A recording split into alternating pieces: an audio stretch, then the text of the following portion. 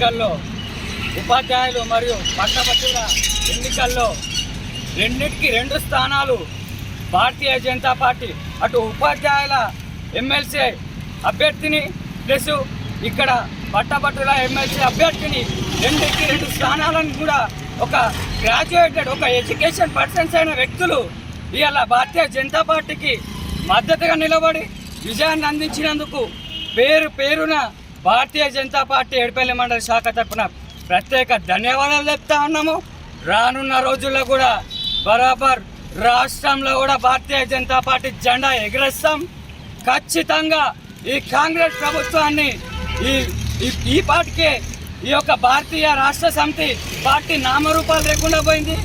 ఇప్పుడు కాంగ్రెస్ పార్టీ కూడా నామరూపాలు లేకుండా పోతుందని కూడా మేము మా యొక్క ఖచ్చితంగా హామీ గుర్తు చేస్తున్నాం.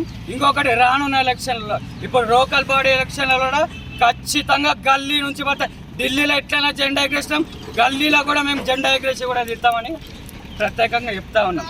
భారత్ మాతా కీ